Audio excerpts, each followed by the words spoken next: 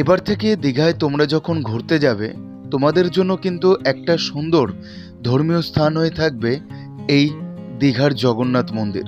পুরীর আদলে নবনির্মিতভাবে শুরু হয়েছিল 30শে এপ্রিল শুভ উদ্বোধন। সেদিন উপচে পড়েছিল প্রচুর মানুষের ভিড়। আমি চলে গিয়েছিলাম 1 মে। তোমাদেরকে দেখিয়েছিলাম ঘুরিয়ে দীঘার জগন্নাথ মন্দির দিনের বেলাতে। তাই আমি বিকেল বেলায় আবারও চলে এলাম তোমাদের সাথে দেখা করতে, এই জগন্নাথ মন্দিরের সম্পর্কে কিছু বলতে। কিন্তু এখন বিকেলবেলা, আর এখন ঘড়ির সময় বলছে 5টা 45 মিনিট, আর আমি চলে আসলাম ঠিক আবারও তোমাদের সামনে তুলে ধরতে দীঘার জগন্নাথ মন্দির। এই মুহূর্তে আমি দাঁড়িয়ে রয়েছি সিংহদ্বারের ঠিক সামনে জগন্নাথ মন্দির। আমরা পৌঁছে গেলাম, আর আজকে তোমাদেরকে ঘুরিয়ে দেখাবো সন্ধেবেলা, মানে এই গোধূলি সন্ধ্যায় তোমরা কিভাবে নিদর্শন করবে আমার এই ভিডিওর মাধ্যমে দীঘার জগন্নাথ মন্দির। তাই এই পুরী ধাম নির্মিত করা হয়েছে দীঘাতে, পশ্চিমবাংলায় সর্বপ্রথম এবং পুরীর মন্দিরের আদলে।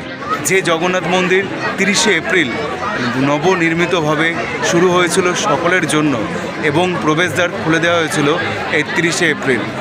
এই পথটা হচ্ছে দীঘার রেলওয়ে স্টেশন। তোমরা এই পথটা ধরে মাত্র 5 মিনিট হেঁটে গেলে তোমরা পেয়ে যাবে চৈতন্যদ্বার।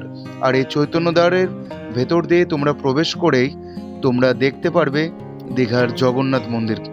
এবং আমরা 6 নম্বর গেট দিয়ে প্রবেশ করলাম। এর একটা কারণ আছে, আর কিছুক্ষণ পর তোমাদের সেটা বলবো।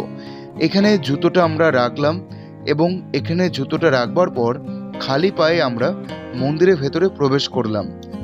আগামী দিনগুলোতে যখন পুজোর ব্যবস্থা শুরু হবে, তখন কিন্তু মোবাইল ক্যামেরা থেকে শুরু করে যাবতীয় জিনিসপত্র তোমাদের বাইরে রেখেই ভেতরে প্রবেশ করতে হবে। আর এটাই হচ্ছে মেন প্রবেশদ্বার। শুরুতেই তোমাদের বলেছিলাম আমরা 6 নম্বর গেট দিয়ে ঢুকেছিলাম, মেন প্রবেশদ্বার বন্ধ ছিল বলে। কিন্তু আগামী দিনে মেন প্রবেশদ্বার খুলে দেওয়া হবে, কিন্তু সেটা কবে হবে এখনও জানা যায়নি। তাই 1 মে আমি দিনের বেলাতে তোমাদেরকে ভিডিওটা দেখিয়েছিলাম জগন্নাথ মন্দিরের, আর এখন এই বিকাল বা গোধূলির সন্ধ্যাবেলায় তোমাদের সামনে উপস্থাপনা করতে চলেছি এমন একটা সুন্দর দৃশ্য, যেখানে তোমরা লাইটিংয়ের পরিবেশটা অসাধারণ লাগবে তোমাদের চোখে দেখতে। এই দীঘার জগন্নাথ মন্দির, এবং এই দীঘার জগন্নাথ মন্দির 20 একর জায়গা নিয়ে নবনির্মিতভাবে সেজে উঠেছে পুরীর মন্দিরের আদলে এই জগন্নাথ মন্দির। আর উচ্চতা 213 ফুট। আর এই যে পাথরে নির্মিত কাজগুলো দেখছো তোমরা, সেটা কিন্তু রাজস্থানী বেলে পাথর দ্বারাই নির্মিত করা হয়েছে।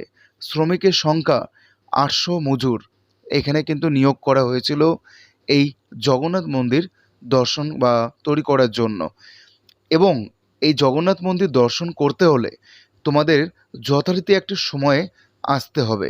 সময়টা তোমাদেরকে বলে রাখি, সকাল 6টা থেকে সন্ধে 8টা পর্যন্ত এই জগন্নাথ মন্দির তোমরা খোলা পাবে, এবং জগন্নাথ মন্দিরে জগন্নাথ দেবকে দর্শন করতে পারবে।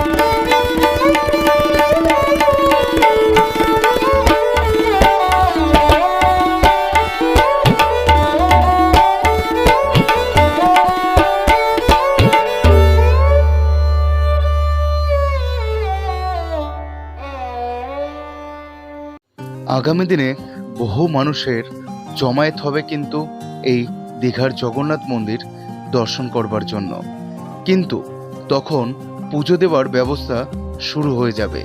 তাই তোমরা যদি মনে প্রাণে জগন্নাথ দেবকে দর্শন করতে চাও, তোমাদের জন্য একটা সুন্দর দর্শনীয় স্থান হয়ে থাকবে এই দীঘার মানচিত্রতে।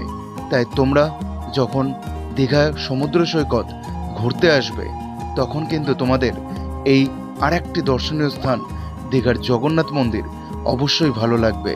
আর ভেতরে পরিবেশটা সত্যি অসাধারণ। আর চারখানা স্তম্ভুজের মধ্যে দাঁড়িয়ে রয়েছে এই দীঘার জগন্নাথ মন্দিরের পুরো টোটাল স্ট্রাকচারটা।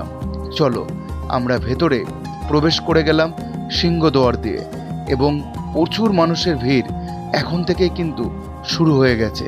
তাই সকলকে নিয়ে আমিও এগিয়ে চলেছি জয় জগন্নাথের নাম নিয়ে জগন্নাথ দেবকে দর্শন করতে। যেহেতু 30শে এপ্রিল শুভ উদ্বোধন ছিল আর আমি পৌঁছে গিয়েছিলাম 1 মে, তাতেই দেখো কত মানুষের ভিড়। আর এখনো পর্যন্ত এখানে কিন্তু ক্যামেরা অ্যালাউ করছে।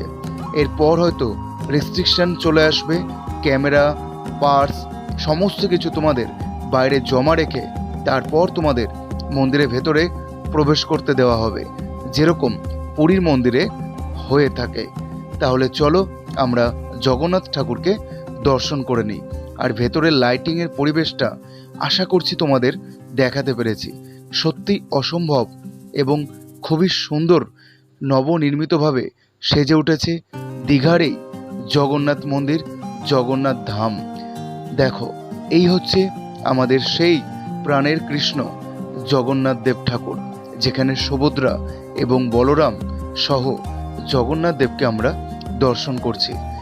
কিন্তু তোমাদের কাছে আমার একটা প্রশ্ন, পশ্চিমবাংলা তথা ভারতবর্ষে জগন্নাথ মন্দির বলতে বা জগন্নাথ ধাম বলতে আমরা কিন্তু পুরী ধামকেই সকলে বুঝে থাকি এবং বলে থাকি।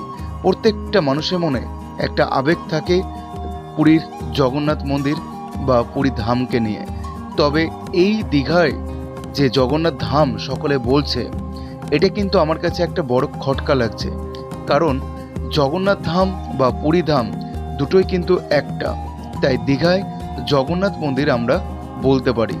এবং তোমরা কি বলতে চাও সেই বিষয়ে অবশ্যই কিন্তু কমেন্ট করতে ভুলো না। তবে মন্দিরটা কিন্তু খুবই সুন্দরভাবে নির্মিত করেছেন আমাদের পশ্চিমবাংলার রাজ্য সরকার। আর প্রত্যেকটি পর্যটকদের জন্য এই ধর্মীয় স্থানটা একটা মানচিত্র হয়ে থাকবে দীঘার এই সমুদ্র সৈকতের ঠিক পাশে। আর এই যে রথ, এই রথযাত্রা কিন্তু তোমরা অংশগ্রহণ করতে পারবে আষাঢ় মাসেই রথ উৎসবে। যেরকম পুরীতে ধুমধাম করে রথ উৎসব পালন করা হয়, সেইভাবেই দীঘার জগন্নাথ মন্দিরে তোমরা কিন্তু রথ উৎসবে অংশগ্রহণ করতে পারো। পুরীর মন্দিরের মতনই কিন্তু পুরী মন্দিরে যে চূড়ায় ধ্বজা থাকে, প্রত্যেক দিন পরিবর্তন করা হচ্ছে এই দীঘার জগন্নাথ মন্দিরে ধ্বজা। চলো আমরা সব কিছুই ঘুরে দেখে নিলাম। আশা রাখছি তোমাদের ভিডিওটা ভালো লেগেছে। তবে আমার কাছে রাত্রেবেলায় পরিবেশটা খুবই অসাধারণ লেগেছে দীঘার এই জগন্নাথ মন্দির। জয় জগন্নাথ, জয় সুভদ্রা, জয় বলরাম। সকলে ভালো থেকো, সুস্থ থেকো এবং স্বাভাবিক থেকো। Tata, bye bye.